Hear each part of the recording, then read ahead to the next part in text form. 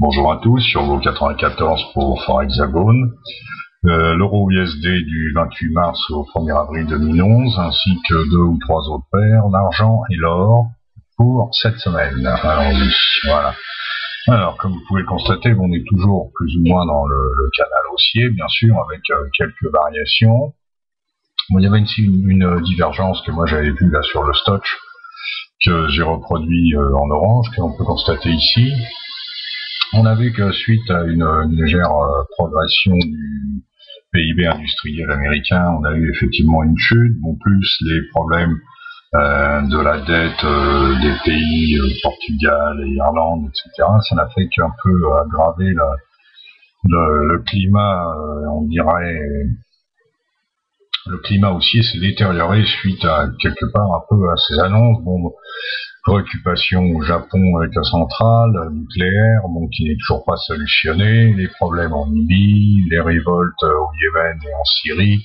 Bref, un climat qui n'est pas tellement engageant. Plus, on vient de le voir, d'ailleurs, c'est pourquoi j'ai commencé un peu plus tard cette vidéo, c'est le gap de ce week-end. Donc je pensais effectivement qu'il y aurait eu un gap à la baisse. Bon, c'est confirmé, on a donc un petit gap à la baisse.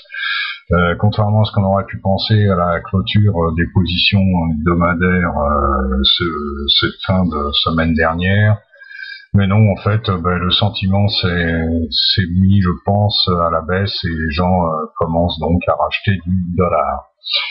Donc, on surveillera tout de même, j'avais dit le 1,4054, bon, le support, on est 5 pips en dessous pour l'instant. Bon, il faudra quand même vérifier parce qu'on a à la fois un Stoch qui est baissier et un RSI, bien sûr, qui descend, qui vient de repasser la ligne des 60, donc qui se dirige allègrement vers les 50, peut-être voire plus bas, je ne sais pas. Pour l'instant, on est en session asiatique. On va regarder en H4 ce que ça nous donne. Donc, vous voyez, on voit bien le croisement baissier. D'ailleurs, je pourrais presque réaligner un petit peu mon graphique, voilà, comme ça. Mais on va réaligner celui-là à peu près comme ceci. Bon, c'est vrai qu'il y a toujours, vous avez toujours un décalage entre quand on passe du daily en H4 ou en H1, etc. Donc là, on voit qu'il y a tout de même, bon, en H4, une incertitude, puisque vous voyez, on remonte, on descend. Donc là, on a une grosse zone d'orange, je dirais, ici, qu'on pourrait, insertion format, on a tout de même une grosse zone d'orange ici. Donc il faudra surveiller si on arrive à repasser dedans, parce que là, pour l'instant, aujourd'hui, là, on est en dessous. Bon, il semblerait qu'on veuille repasser au-dessus, mais malheureusement, c'est pas prouvé. Donc restons prudents. Les supports à surveiller seront bien sûr aujourd'hui les 1,3990, suivi derrière des 1,3927 qui nous amènerait donc sur la zone de support qui d'où est démarré. Je préférais redémarrer plus ou moins la traîne parce que vous voyez que là, bon, il y a eu en fait comme un coup d'arrêt, et je pense qu'on a une excellente zone de support ici. Les 1,3860 sont un support clé. On voit qu'il a été travaillé à plusieurs reprises dans les jours précédents. Donc en cas de descente, je pense qu'on pourrait s'appuyer tout de même sur les 1,3860. On va voir en H1, mais en H1, bon, effectivement. Donc dans ces cas-là, pour jouer la hausse, je dirais attendre le début de l'onde. Dans le cas où ça descend plus sévèrement, on achète sur repli aux alentours des 1,3990, 1,40. Après, si ça passe pas, forcément on passe à l'inverse et ainsi de suite. Voilà, ça c'était en ce qui concernait le euro USD. On va voir USD CHF. Bon, USD CHF s'est remis un peu de sa descente. Bon, elle a récupéré plus ou moins son canal qui était baissier. Moi je suis toujours sceptique, je pense que il faudra d'abord qu'il récupère son support, là vous voyez cette ligne là, avant qu'on puisse pouvoir penser qu'on a effectivement une hausse confirmée. Mais pour l'instant sur le support, le résistance est à 92,30. Moi je dirais qu'on pourrait commencer à jouer à partir de 92, 90, 93, et reprendre en fait les derniers reprendre en base, si vous préférez, comme premier objectif les derniers plus hauts à partir du moment où le SDSHF s'est mis à tomber. Je pense que malheureusement, là, on va regarder en H4, mais ça me paraît assez difficile pour lui. Bon, c'est quand même continu, il a pas quand même confirmé, il est passé au-dessus de la MM20. Il est soutenu maintenant, bon, par le MA6, hein, on voit que les EMA ont croisé, donc c'est très bien, c'est très correctif comme schéma. Et en H1 aussi, c'est confirmé. Donc, on va attendre de voir s'il passe effectivement la résistance des 92-87. Hein. Moi, je pense, bon, il pourra prendre appui après sur les 92-30, mais pour l'instant, il n'y a rien de confirmé. Donc, on attend tout de même de voir, parce que c'est une paire qui est assez sensible. Ce qu'il y a de sûr, c'est que dans le cas où l'euro USD descend, normalement, le SDSHF devrait remonter. Je pense pas que le franc suisse perde sa valeur refuge immédiatement. Il faudra voir comment on évolue à partir du début de session de Londres. Voilà. USD Japan, même chose. Bon, à récupérer, en fait, essaye de récupérer son pennant. Enfin, pour re-rentrer dans son pennant, c'est à re-rentrer dans son triangle. Hein. Vous voyez que là, vendredi, par contre, il a buté sur son triangle, on va le voir, vous voyez, il est juste là, il est juste en dessous, pardon, et cherche désespérément à récupérer le triangle. À partir du moment où on récupère le triangle, effectivement, on pourra viser la première résistance sur 1,80-85 dans ces eaux-là, pour viser ensuite, bien sûr, les 82, 82,50 et les 83, et revenir effectivement sur l'arête, l'oblique baissière du triangle, qui est donc aux alentours de 83,47, 83,50, hein, par là. 83,46, bon, on va dire 83,47, en sachant qu'on a tout de suite après derrière une résistance sur 83,72, là où la trend en fait a commencé à décliner. AUD-USD, alors AUD-USD, problème avec une hausse assez faramineuse, donc qui est corrélée à l'or. Hein. De toute façon, là-dessus, il n'y a pas de problème. Il y a la hausse des matières premières. On peut le voir, hein, puisque vous voyez que là, je suis en daily sur l'or, et si on regarde AUD-USD, on a pratiquement le même schéma, donc ça confirme. Là, il est un petit peu en baisse, mais bon, il est en fait sur son ancienne résistance, qui est maintenant est devenue support.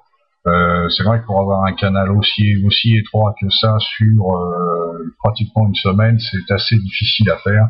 Et c'est vrai que c'est assez rare. Bon, quand même quelques variations que l'on peut constater en H4. Vous voyez que la hausse est, on va décaler un petit peu, voilà, ça donne à peu près ça. Hein. Vous voyez que la hausse est tout de même assez bien confirmée, donc on attendra bien sûr une cassure de ce canal pour envisager effectivement une vente. Restons méfiants tout de même parce qu'il est monté vendredi sur 1,0290, donc c'est quand même un point à surveiller, mais on pourrait peut-être réessayer effectivement de vendre sur ce rebond justement, en sachant que on n'est pas encore en session de long, donc on restera méfiant. Sinon, les objectifs seront effectivement ces derniers supports qu'il a eu, donc soit 1,0183, la base aussi des 1,0130. Là ici, on risque d'avoir une zone potentiellement résistante, hein, qui soit assez. On risque d'avoir des petites variations justement entre 1,0130 et 1,0107 ou 1,0110, on va dire. Hein. Mais après là, bon, normalement, en cas de descente, on pourrait retourner sur les 0,9950 et pourquoi pas, si on descend plus bas, les 0,9724. Il faudra, ceci dit, bien surveiller l'évolution de l'or. Hein. On va regarder en H1, vous voyez qu'en H1, le canal est vraiment clean, hein, il n'y a pas de sortie, on évolue, donc on restera méfiant quand même. Faudra surveiller les deux dernières résistances où là effectivement celle-ci risque de servir de support. Donc en cas de cassure, on ira chercher obligatoirement les derniers supports qui étaient les anciennes résistances. Le gold en daily, voilà, donc a battu, je sais plus c'est mercredi ou jeudi dernier, non c'est jeudi dernier, son record historique, hein, puisqu'il a battu le précédent. On est monté jusqu'à un 1448 quelques, il me semble, ce qui est tout de même assez excessif. Et bien sûr, derrière, tout de suite, une petite correction. On a, ceci dit, un joli support sur la base des 1423. Je pense que là, c'est une occasion d'achat. Bon, bien sûr, on surveillera cet effet. Une EMA34 hein, qui sert, une EMA30 même, qui sert de support hein, en daily, on voit qu'elle accompagne bien. Et on surveillera bien sûr la MM20 qui, elle, garantit effectivement le support de la hausse. Hein. Donc surveillez bien MM20 en daily en ce qui concerne l'or, c'est assez important. Dans le cas où on viendrait à clôturer en dessous de MM20, on irait chercher en priorité bien sûr la borne basse des bandes de Bollinger qui se situe vers 1400. En sachant que normalement le soutien de la SMA 44 bien sûr se fait toujours puisque comme je vous l'avais fait voir, vous voyez qu'à chaque fois on peut constater que ça rebondit un peu, vous voyez, on a rebondi à chaque fois sur la SMA 144. Donc ça peut rester aussi un point spéculatif, mais je pense pas qu'on descende jusqu'à ce niveau. Voilà, on va passer à l'argent, vite fait. Donc l'argent, lui, par contre, est soutenu par le MA34. Excusez-moi d'avoir confondu avec l'or tout à l'heure. On a aussi une MM20 qui soutient le cours, hein, et là, on est carrément en appui sur une EMA6 hein, qui soutient clairement le cours. Toutefois, bon, position intéressante, moi je dirais on achèterait sur repli aux alentours de 36,85, 36,70 dans ces eaux-là, puisque c'est ce qui sert de support. Donc on attendrait effectivement le repli pour essayer de viser les plus hauts qui ont déjà été atteints, soit 38 et pourquoi pas voir un poil plus haut, 39 ou 40. Hein. Voilà, bien écoutez, c'est tout. L'Euro-Japan, c'est pas la peine qu'on le voie puisque Roland a fait une analyse dessus. On se retrouve lundi pour les graphiques et les commentaires. Je vous souhaite une bonne fin de soirée et je vous dis à bientôt. Merci à vous.